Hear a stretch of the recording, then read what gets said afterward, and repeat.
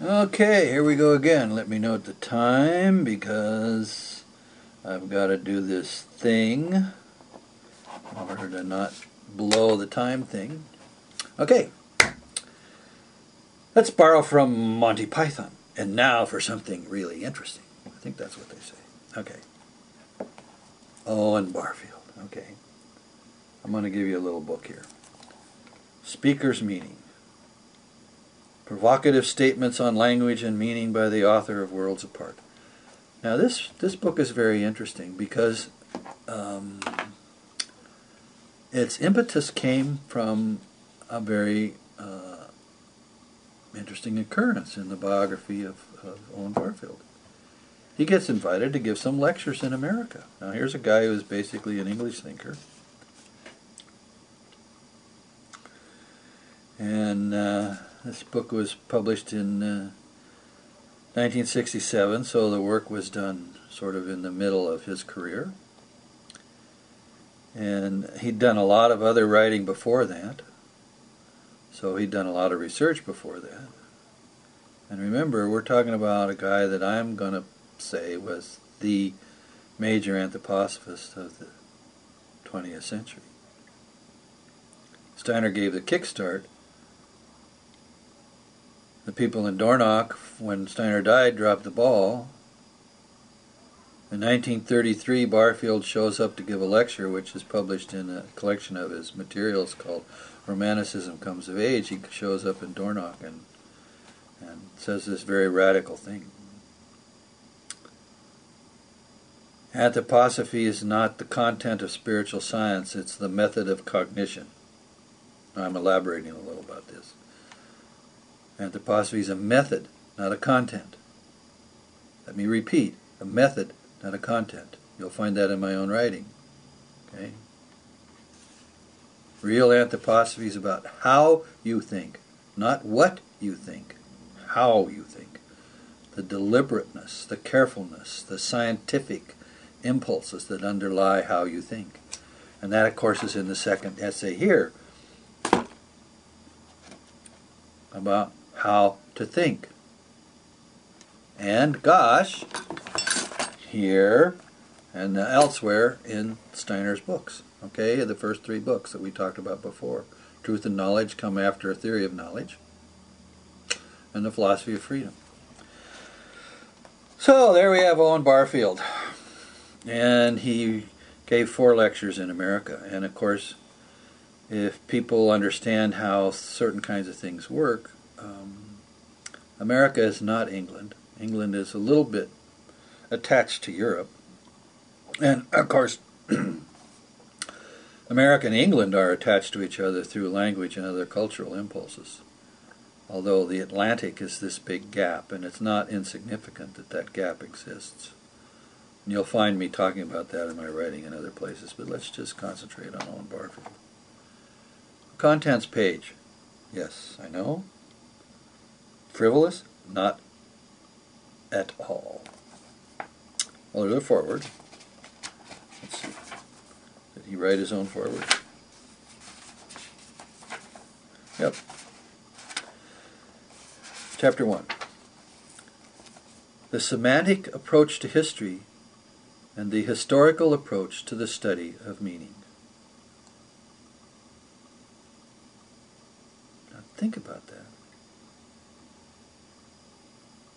He's going to illuminate history through the understanding of language.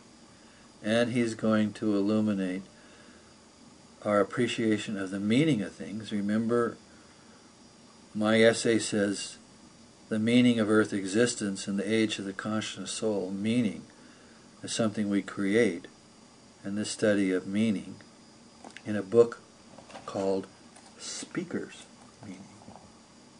What does he mean by speaker's meaning, just to give you a hint? Well, if I use the word love, you can look up love in the dictionary and get the lexical meaning. But you're not going to understand me unless you know what I meant, the speaker's meaning. And it's important in understanding everything that we encounter, where the word is used, where language is used, this distinction between the lexical and the speaker's meaning.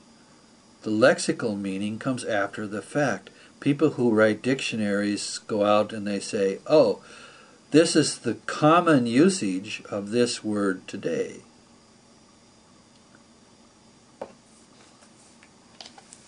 The second chapter, imagery in language and metaphor in poetry. Now the background of this is in History in English Language and in Poetic Diction. Barfield has explained that the poet is the inventor of new language. And it's very significant if we want to understand the history of ideas to see how through individuals the terms and words we use in language become something new. So here he talks about it in a very general way to an American audience, which means very plain and straightforward. Imagery in language and the metaphor in poetry. 3. The psychology of inspiration and of imagination. Now, inspiration and imagination, those are two big words in the anthroposophical lexicon. The psychology of it. The soul element of our capacities for imagination and inspiration. And then chapter 4, subject and object and the history of meaning. Subject and object. Well, in my essay on discipleship, you'll find that that's a big thing that I write about. We are the thinking subject, and there is the object of our thinking. We think about something. And in that essay I talk about how we can metamorphose our thinking by moving from thinking about to thinking with, then to thinking within, and then to thinking as. But in each case there is this subject-object relationship. And I, as a thinking subject, have a relationship with the objects of my thought. And the more I develop myself morally inwardly, there's a lessening of the gap between myself and the object of my thought. It narrows. I start out thinking about, then I think with, then I think within, and then I think as. Okay? And it's inspired by Barfield and his kind of stuff that I get into this. Okay, so here we have speaker's meaning. Now, there's something in this book which anthroposophists really ought to get a handle on. And because it's important, I'm going to have to pause again, and then I want to come back to it. Although, yeah, I should. I mean, I could let you figure it out for yourself, but I want to give you a sense of the ice cream topping on this particular cake.